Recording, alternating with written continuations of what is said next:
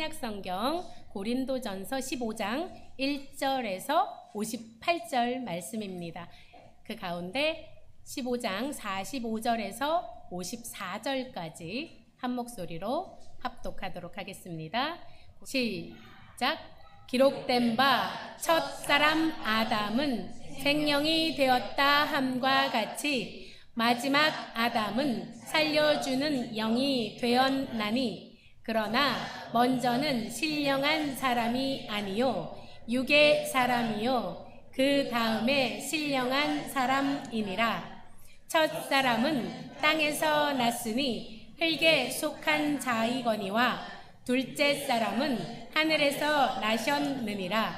무릇 흙에 속한 자들은 저 흙에 속한 자와 같고 무릇 하늘에 속한 자들은 저 하늘에 속한 이와 같으니 우리가 흙에 속한 자의 형상을 입은 것 같이 또한 하늘에 속한 이의 형상을 입으리라.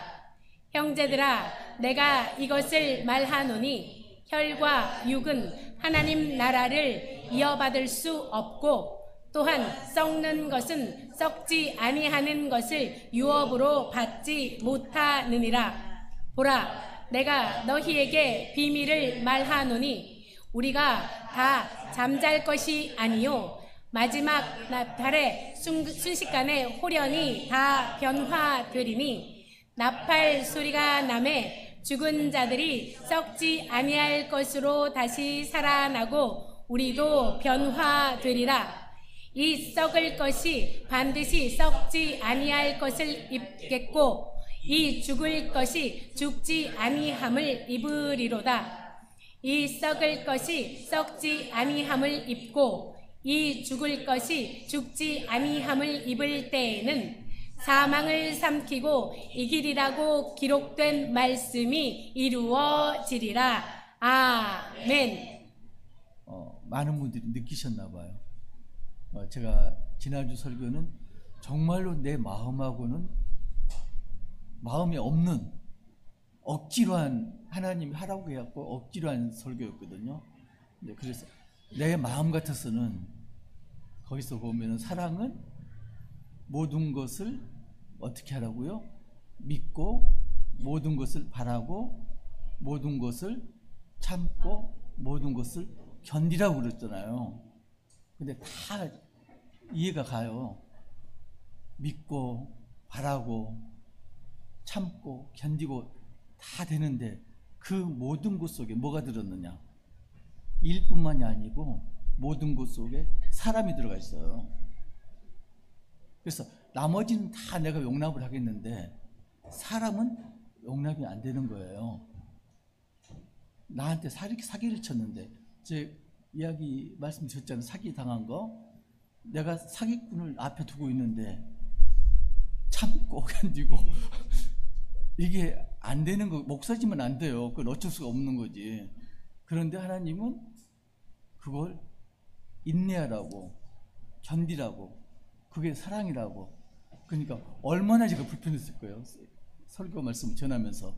근데 그걸 제 지인들이 알았나 봐요. 얼마나 힘드니 불쌍하다. 그래가지고 어제 이제 그 전에 절친한 장로님들을 만나가지고 저녁을 같이 먹었거든요. 그 장로님 말씀이 권사님하고 이제 부부가 데이트를 하는데 남한강변을 쭉 걷는데 갑자기 내 생각이 나면서 기도가 되면서 그렇게 불쌍하더래요. 자기는 저하고 나이가 같아요. 저보다 생일이 이틀 늦은데 자기는 여유롭게 이렇게 한적한 곳을 경치 좋은 곳을 구경하면서 하나님을 찬양하고 있는데 박 목사는 하루도 쉬는 날 없이 그리고 대화할 상대 없이 이렇게 있구나. 굉장히 불쌍하더래요. 그래서 고기를 사줘야 되겠다. 어제 이제 만났는데 제가 고기를 잘 못 먹잖아요. 소화를 못 시켜가지고 결국 이제 삼계탕 먹고 말았는데 이야기하면서 이제 상당 부분이 외로움이 해소되고 지난주에 제가 답답했던 게 이제 풀려 나갔어요. 바울이 이야기를 합니다. 나는 복음을 받아들였고 그 복음을 너희들에게 전했다. 너희들이 그 복음을 믿고 지킨다면은 너희들이 구원을 받을 것이다. 그런데 너희 중에 일부 사람들이 부활이 없다. 죽은 자는 부활하지 않는다. 이렇게 말하는 사람들이 있다. 그리고 거기에 대해서 반론을 제기합니다. 그게 이제 크게 세 부분으로 나눠서 반론을 제기하는데, 첫 번째가 그리스도의 부활, 두 번째 죽은 자의 부활, 세 번째가 몸의 부활, 이렇게 해서 조목조목 반론을 합니다. 복음이란 게 뭔가요? 복음이란 게 예수님이 우리 죄를 대속하시고 십자가에서 돌아가셨다. 그래서 우리가 구원을 받았다. 그러니까 우리가 믿음, 소망, 사랑 그러는데 사실은 그렇죠. 소망이란 게 뭔가요? 히브리서 보면은 믿음은 바라는 것들의 실상이요 보이지 않는 것들의 증거라고 그랬잖아요. 거기서 바라는 것들, 보이지 않는 것들이 뭔가요? 소망에 해당되는 거죠. 그래서 결국 믿음이라는 것은 소망을 받아들이는 게 믿음이에요. 그 소망이 어떤 거? 보이지 않는 거, 바라는 거. 바라지만은 보이지 않는 거. 내 눈앞에 보이지 않는 거. 이게 소망이고 그걸 믿음으로 받아들이는 게 믿음이라고 보는 거거든요. 그러면은 그 소망을 구체적으로 두 글자로 표현하면 그게 뭔가요? 부활. 그래서 결국은 복음이라는 건 예수 그리스도의 죽음과 다시 살아나심, 부활. 이게 핵심인 거죠. 그런데 고린도 교인들이 바울이 전해주는 복음을 받아들였습니다. 그러면은 믿음으로 받아들였으면은 구원을 받아야 되잖아요. 그런데도 불구하고 죽은 자의 부활은 없다 이렇게 이야기하는 거예요. 그래서 바울이 이제 반론을 제기하죠. 그리스도가 죽었다가 다시 살아나셨다. 증거 첫 번째, 이건 성경에 기록된 말씀이다. 어떻게요? 한번 읽어보실래요? 자, 3절, 4절 제가 읽을게요. 이는 성경대로 그리스도께서 우리 죄를 위하여 죽으시고 장사 지낸 바 되셨다가 성경대로 사흘 만에 다시 살아나사. 자, 증거 첫 번째, 성경 말씀대로 기록된 거. 두 번째는 그 말씀대로 이루어진 거. 세 번째 증거 6절 보시면은 500여 형제에게 일시에 보이시고 그 중에 지금까지는 대제사장은 살아있고. 이게 제자들만 보았다거나 이러면은 증거로서 불충분하다 이렇게 여길 수도 있지만은 제자뿐만 아니라 500여 형제에게 보이셨다. 우리가 어떤 사건이 나잖아요. 경찰이 범인을 잡으려면 어떻게 하나요? 물론 지금은 CCTV 통해 가지고 범인의 동선을 확인하지만은 가장 결정적인 게 뭔가요? 재판에서 유죄 판정을 내릴 때 목격자 증언이죠. 그래서 목격자가 한 명인 것보다는 목격자가 많을수록 이게 신뢰도가 높아지는 거죠. 그런데 지금 예수 그리스도가 죽었다가 살아나신 걸 목격한 사람이 몇 사람이다? 최소한 500명 이상이다. 그러면 이건 뭔가요? 이건 환각이라든가 조작이 아니라 움직일 수 없는 역사적 사실이다. 여러분 믿으시나요? 예. 그래서 보면 바울이 이야기합니다. 자기는 사도가 아니었는데 자기 같은 사람에게도 예수님께서 나타나 주셨다. 그리고 이제 죽은 사람의 부활에 대해서 이야기를 합니다. 13절, 14절 보면은 만일 죽은 자의 부활이 없으면 그리스도도 다시 살아나지 못하셨으리라. 그리스도께서 만일 다시 살아나지 못하셨으면 우리가 전파하는 것도 헛것이요 또 너희 믿음도 헛것이며. 그리고 17절 보면은 너희 믿음도 헛되고 너희가 여전히 죄 가운데 있을 것이요 또한 그리스도 안에서 잠자는 자들도 망하였으리라. 자, 죽은 자의 부활을 말합니다. 너희들이 지금 죽는 사람은 부활하지 못한다고 한다. 유대인들은 부활을 믿었어요. 영적인 부활뿐만 아니라 몸의 부활도 유대인들이 믿었습니다. 근데 지금 보면은 몸의 부활을 부정하고 있거든요. 그러면 아마도 이 부정하는 사람들이 영지주의자들이었을 거다. 영지주의자들은 육은 나쁜 것이고 영은 선한 것, 이렇게 이제 이분화시켰기 때문에 아마도 영지주의자들 몇 사람이 몸의 부활은 없다, 이렇게 주장했을 거다. 그러면서 이제 증거를 들이댑니다. 보면은 죽은 자의 부활이 없으면 그리스도도 다시 살아나지 못하셨으리라. 어렵지 않아요? 죽은 자의 부활이 없으면은 그리스도도 다시 살아나지 못하셨으리라. 그러면은 그리스도 이전에 부활하신 사람이 있다는 이야기인가요? 그 이야기가 아니고 본문을 쭉 읽어보면 어떤 게 나오냐면은 사람 이야기가 나오죠. 두 사람, 아담, 그리스도가 나옵니다. 아담이 어떻게 했나요?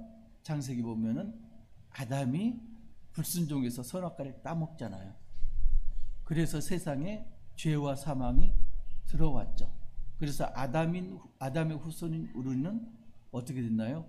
죄인의 신분이 될 수밖에 없었고 죽음에서 벗어나지를 못한 것을. 그러니까 아담 한 사람으로 말미암아서 우리가 죽게 되었다. 그러면은 우리가 다시 살려면 어떻게 해야 되느냐? 다른 사람으로 인해서 다시 살리심을 받는다. 누구? 그 사람이 예수 그리스도. 왜 그럴까요? 우리는 죄인인데 죄인을 살리려면은 죄인이 죄인을 살릴 수는 없다. 그러면은 죄가 없으신 분, 의인이신 분이 우리를 살리실 수가 있다. 그게 예수 그리스도다. 그래서 흙에서 난 아담은 우리를 죽음으로 이끌었고 하늘에서 나신 예수 그리스도는 우리를 부활로 인도하신다. 그래서 사람으로 말미암아서 죽음이 들어왔고 사람으로 말미암아 우리가 부활을 얻는다. 이렇게 이제 반론을 제기합니다. 그래서 결국 예수님이 부활하셨다는 건 뭐가 전제되나요? 모든 사람이 부활하는 걸 전제로 해서 예수님이 첫 번째로 부활하신 거죠. 그러니까 예수님이 부활하시면은 모든 사람도 부활할 수 있다. 그런데 예수님 부활이 허구인가요? 사실인가요? 역사적 사실이다. 그걸 먼저 말했잖아요. 그러면은 예수님 부활이 사실이라면은 모든 사람 부활도 사실이다. 그런데 너희들은 왜 그 사실을 믿지 못하느냐? 이렇게 질책하고 있습니다. 그런데 이 부활을 부인하는 사람들이 어떤 걸 했냐면요, 죽은 자의 세례를 베풀었다. 그러니까 지금 이율배반적인 일이 벌어지고 있습니다. 부활을 부인함에도 불구하고 죽은 자들에게 세례를 베풀었다. 여기서 죽은 자들은 누구냐면은 예수님을 믿었는데 세례를 받지 못한 상황에서 죽은 사람. 그러면 세례를 받지 못했으면은 영생을 얻을까요? 못 얻을까요? 생각 안 해보셨죠? 1번 얻는다. 간단해요. 2번 못 얻는다. 세례를 못 받았어. 내가 예수님을 믿었어. 그런데 세례는 못 받았어. 세례가 뭔가요?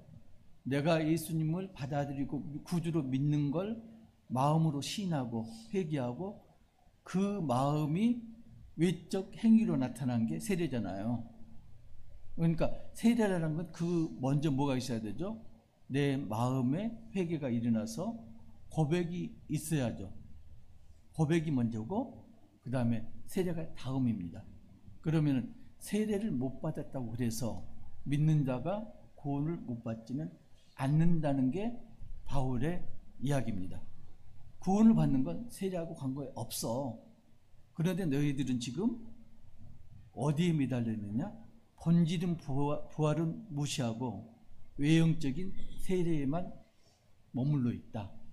그러니까 영지주의자들이 그랬나 봐요. 인기를 얻기 위해서 그리스도 세례를 받지 못한 그리스도인들이 죽었어. 그래서 그리스도인 친구가 대신 세례를 받으면은 너는 구원을 받을 것이다. 그런 뉘앙스를 지금 풍기고 있는 거죠. 자기들은 믿지 않으면서 부활을. 지금 바울이 지적하는 게 그 문제입니다. 이게 지금 천주교까지 이어져 내려오는 거죠. 천주교에서 죽은 자들을 위해서, 조상을 위해서 기도하고 연보를 하잖아요. 그죠? 바울은 그게 아니라는 이야기입니다. 나는 가이오 외에는 세례 준 적이 없어. 하나님께서 나를 보내신 것은 세례를 베풀라고 보내신 게 아니라 복음을 전하라고 보내셨다. 세례가 중요한 게 아니다. 구원을 받는 데는 복음이 필요한 거지 세례가 아니다. 자, 잘하면 끝낼 수 있겠습니다. 그런데 이제 그 다음에 나옵니다. 만약에 그리스도께서 부활을 너희 주장처럼 부활을 못 하셨다고 그러면은 우리는 거짓말쟁이가 된다. 위증자가 된다. 왜? 그리스도께서 부활하신 건 역사적 사실인데 그걸 부활하지 않았다고 하는 순간 복음 전하는 자들은 거짓말쟁이가 된다. 그러면 우리가 거짓말쟁이 되면 어떻게 될 것인가? 너희가 믿는 믿음은 아무 쓸모가 없다. 왜? 믿음의 결국이 뭔가요? 부활이거든요.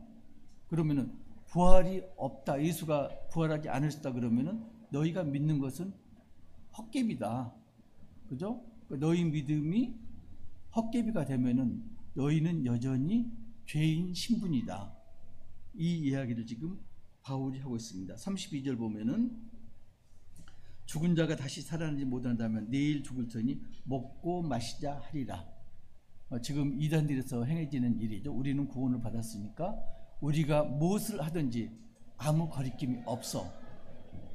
내가 나쁜 짓을 해도 나는 이미 구원을 받았어. 이게 이단 논리잖아요. 그래서 죽은 자가 다시 살아나지 못한다면 부활이 없다면은 그냥 오늘을 즐기자. 먹고 마시자. 내 유익대로 살자. 사기를 치든지 남을 마음을 아프게 하든지 아무것도 거리낄 게 없다. 캔슬해서 살자. 이렇게 되는 거죠. 33절 보면 속지 말라. 이 부활이 없다고 하는 자들을 속지 말라. 바울은 이 사람들을 악한 동물하고 지금 표현하고 있네요. 속지 말라. 그리고 정신을 차리고 깨어서 의리를 향하고 죄를 짓지 말라. 이게요, 지금 몇 군데 보면은 갈라디아서 6장 보면요, 갈라디아서 6장 7절에서 9절 스스로 속이지 말라. 하나님은 업신여김을 받지 아니하시나니 사람이 무엇으로 심든지 그대로 거두리라. 그리고 자기의 육체를 위하여 심는 자는 육체로부터 썩어질 것을 거두고 성령을 위하여 심는 자는 성령으로부터 영생을 거두리라. 우리가 선을 향하되 낙심하지 말지니 포기하지 아니하면 때가 이름에 거두리라. 로마서 한번 볼까요? 로마서에는 로마서 2장 6절에서 8절 보면은 하나님께서 각 사람에게 그 향한 대로 보응하시되 참고 선을 향하여 영광과 존귀와 썩지 아니함을 구하는 자에게는 영생으로 하시고 오직 당을 지어 진리를 따르지 아니하고 불의를 따르는 자에게는 진노와 분노로 하시리라. 야고보서 말씀하고 지금 똑같은 말씀이죠. 행한 대로 갚으시리라. 심는 대로 거두리라. 너희가 복음을 받아들이고 부활을 믿는다면은 거기에 합당한 행동을 해라. 그리하면 너희가 구원을 받을 것이다. 그런데 부활을 부인한다면은 너희가 구원받지 못할 것이다.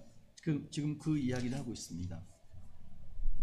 몸의 부활 마지막에 보면요, 이렇죠. 부활이 그 이야기 전에 저기 농사 지으신 분 심거나 씨를 뿌리잖아요. 그러면은 종자를 또 남겨놨다가 다음에 또 심고 뿌리나요? 옛날에는 그렇게 했어요. 그러면 어떻게 되느냐? 수확량이 점점 떨어집니다. 본성이 드러나요. 야생 상태에 본성이 드러납니다. 그래서 몇 해만 심으면 수확량이 없었고 농사가 망칠 정도로. 그래서 농사를 어떻게 짓느냐? 매년 종자를 사서 파종을 합니다. 사람은 어떨까요? 아담이 죄를 지었습니다. 그래서 우리가 죄인입니다. 자, 계속 후손이 번성합니다. 왜? 하나님께서 축복하셨잖아요. 생육하고 번성하여 땅에 충만하라. 그래서 그 말씀에 충실하여서 지속적으로 지금 인구가 불어나고 있습니다. 그러면은 이 사람들 심령이 아담 심령만큼 깨끗할까요? 아담을 우리가 죄인이라고 정죄하는데 점점 더 악해져 가고 있습니다. 살 길은 뭔가요? 한 사람 아담으로 인해서 지금 죄와 사망이 들어왔기 때문에 살 길은 한 사람 예수 그리스도를 통하여서 구원을 받아야 된다. 그러려면 복음을 받아들여야 된다. 재밌는 게요, 복음을 받아들여야 되는데 우리가 복음을 받아들인다고 그러면서도 좋은 것만 받아들이고 나머지는 부인합니다. 우리가 은혜로다, 예수님이 십자가에 흘리신 피가 은혜다, 나를 구원하기 위해서 십자가에서 피를 흘리셨다, 늘상 강조를 합니다. 그런데 살그머니 넘어가는 게 있습니다. 뭘 넘어가나요? 부활에 대해서. 부활에 대해서는 십자가 은혜만큼 강조하지 않고 넘어갑니다. 왜 그럴까요? 부활은 못 믿을 것, 안 보이는 것. 그래서 부활은 그냥 슬그머니 넘어가고 예수님께서 우리를 구원하셨다, 그것만 강조하고 있습니다. 그런데 구원에 이르려면은 결국은 어떻게 해야 된다고요? 부활을 하지 않으면은 구원을 받지 못하는 거죠. 계시록 보면은 뭐 나오나요? 에덴 동산에서 선악과하고 생명나무가 있었는데 계시록에도 생명나무가 나오죠. 그죠? 새 하늘과 새 땅에 들어가도 여전히 생명나무가 나옵니다. 그래서 하나님께서 아담을 만드시고 그 코에 생기를 불어넣으시니, 숨을 불어넣으시니 아담이 생명이 되었더라, 영적인 사람이 되었더라. 이걸 이제 어떤 번역본에서는 그 생명을 혼으로 번역하는 이런 번역본도 있습니다. 아무튼 혼이 됐던 생명이 됐던 아담이 영적인 존재가 되었는데 범죄함으로 말미암아 영적인 존재가 소멸된 거죠. 그래서 우리가 다시금 새 에덴으로 들어가려면 영적인 존재로 거듭나야 되는 거죠. 이걸 이제 바울은 흙에 속한 사람, 영에 속한 사람, 땅에 속한 사람, 하늘에 속한 사람, 이렇게 말을 하고 있습니다. 42절 보면은 죽은 자의 부활도 그와 같으니 썩을 것으로 심고 썩지 아니할 것으로 다시 살아나며, 그 다음에 44절 보면은 육의 몸으로 심고 신령한 몸으로 다시 살아나나니 육의 몸이 있은즉 또 영의 몸도 있느니라. 기록된 바 첫사람 아담은 생명이 되었다 함과 같이 마지막 아담은 살려주는 영이 되었나니. 47절 첫사람은 땅에서 났으니 흙에 속한 자이거니와 둘째 사람은 하늘에서 나셨느니라. 그래서 흙에서 난 사람, 하늘에서 난 사람, 이렇게 구별해서 말씀을 전하고 있습니다. 여러분들은 흙에서 난 자입니까? 여러분들은 하늘에서 난 자입니까? 우리는 흙에서 난 자임과 동시에 하늘에서 난 자입니다.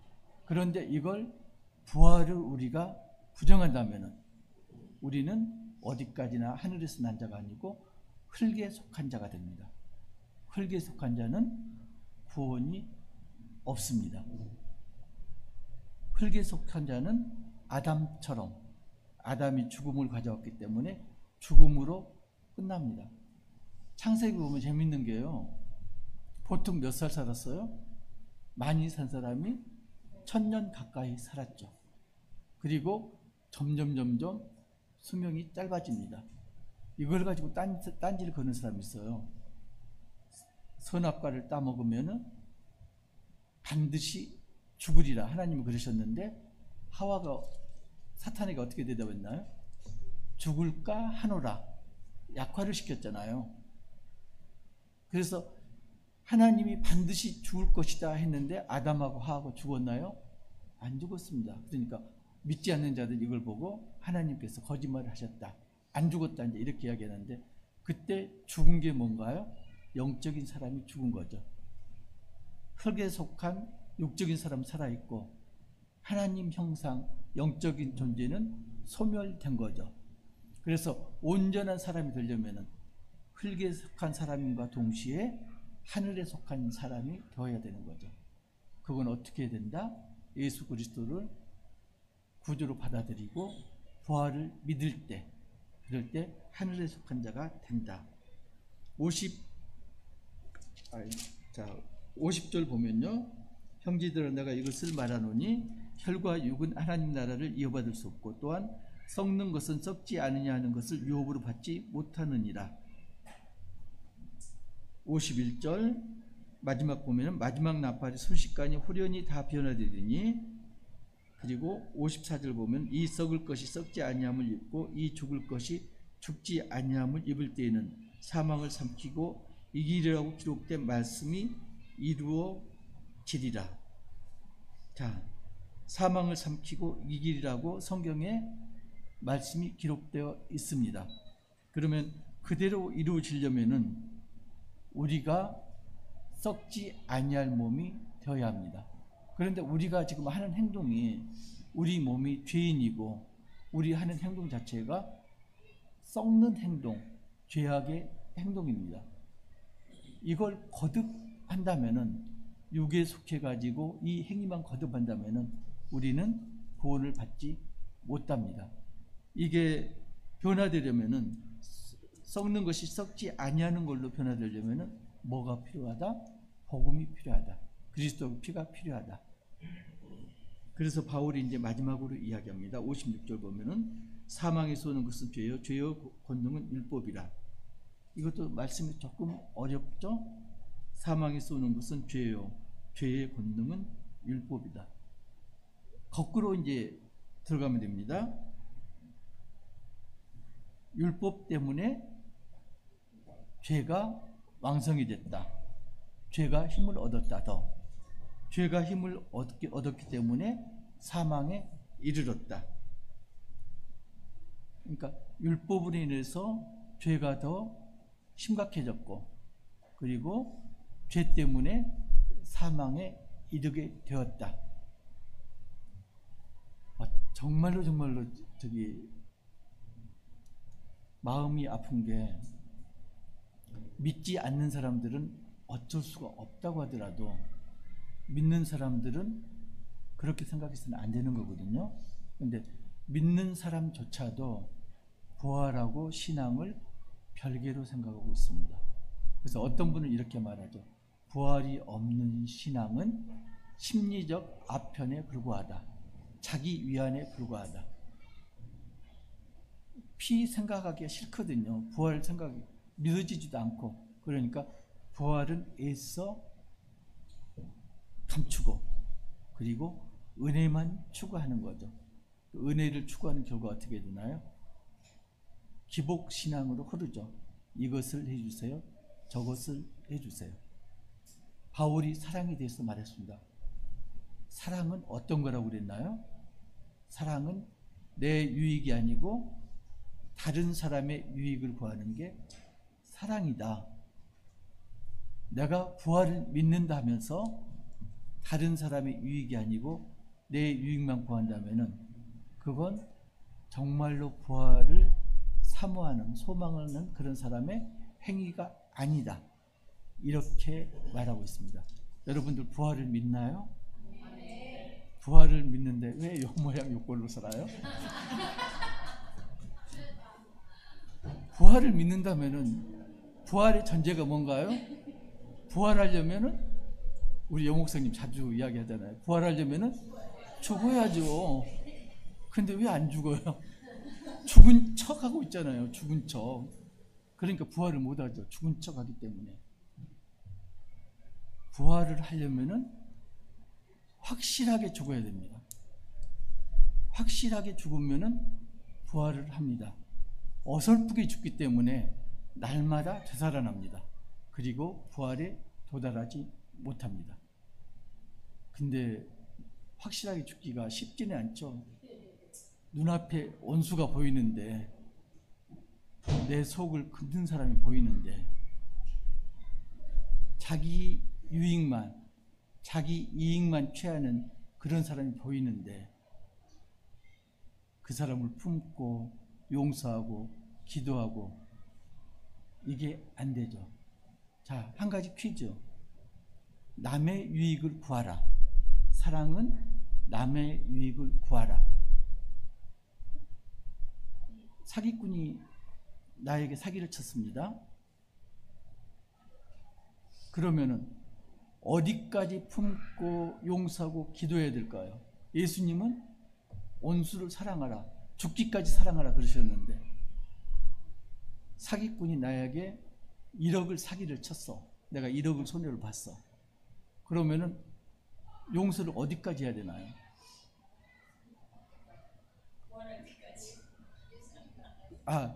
그 이전에 1억을 포기해야 될까요? 대답을 못 하시네. 용서한다고 그러면서 1억은 포기가 안 되잖아요. 1억을 포기하는 게 진짜 사랑일까요? 예수님은 자신을 죽인 사람까지도, 스데반도 마찬가지로 자기를 죽인 유대인들까지도 용서를 했잖아요. 그리고 축복을 했잖아요. 그러면 우리가 예수님 제자라면 우리도 1억을 깨끗하게 포기하는 게 마땅하지 않나요? 어떻게 생각하세요? 그런데 저는 이제 그런 생각이 들어요. 세상 일은 세상적인 방법으로 해결해도 될 것이다. 예수님이 그랬잖아요. 가이사의 것은 가이사에게, 하나님의 것은 하나님에게. 원수를 용서하되, 이게 세상 일인지 하나님 일인지를 구별해서 세상 일이라면은 세상 방법대로 해결하되, 그렇지만은 그 사람을 용서하고 품고 기도를 해라. 대신에 돈은 돌려받고 벌은 받고, 그게 맞지 않나요? 세상 법정에서 재판을 해서 돈은 돌려받고 벌은 받되, 죄인은 용서하자. 죄를 용서하는 게 아니고, 죄인은 반드시 벌을 받아야 되지만 죄인은 용서를 하자. 그러니까 나는 너를 용서해, 너를 사랑하고 용서해, 너를 위해서 축복해. 그렇지만은 돈은 갚아. 이게 세상을 사는 지혜가 아닐까, 그런 생각을 해봤는데 모르겠습니다. 나중에 이제 하늘나라 가서 야단 맞을지 어쩔지는 모르겠지만은 제가 워낙 사기를 당하다 보니까 그런 생각이 들더라고요. 저는 사기 당하면 포기를 하거든요. 그래, 얼마나 힘들면 그랬겠니. 그리고 이제 포기하는 게 이제 액수가 쌓여나는 거죠. 그러면은 누구한테 미움을 받나요? 그러죠. 배우자한테 이제 미움을 받죠. 정말로 조심해야 될 게, 죄하고 죄인을 구별을 해야 됩니다. 제가 몇 번 당하다 보니까 지혜가 생기더라고요. 죄인은 용서하자. 그렇지만은 죄는 벌을 받아야 된다. 뜯긴 돈은 돌려받아야 된다. 물론 돌려받지는 못했지만은, 부활을 믿나요? 부활을 믿는다면은 날마다 죽지 마시고요, 한꺼번에 죽으세요. 한 번에, 단번에 죽으셔야 됩니다. 1%, 2% 남겨놓고 죽으면요, 잡초가 뿌리가 다 뽑혀도 비 한 번 내리면은 다시금 번성합니다. 아카시아 나무가, 제가 어렸을 때 보면요, 아카시아 나무를 보통 뭐라고 그러죠? 불 아무튼 이제 이렇게 쏘시개 말고 불 조절하는 그런 막대기를 썼는데 타잖아요. 그러면 불에 그걸 꽂아놔도 부직경이 그걸 꽂아놔도 살아요. 죄도 똑같습니다. 죄도요 조금만 남아 있으면은 다시 살아납니다. 죽는 것도 온전히 죽지 않으면은 그 다음날 살아납니다. 100% 온전히 죽는 우리 사랑하는 교회, 하나님이 정말로 사랑하는 자녀들 되시기를 주님의 이름으로 축복합니다.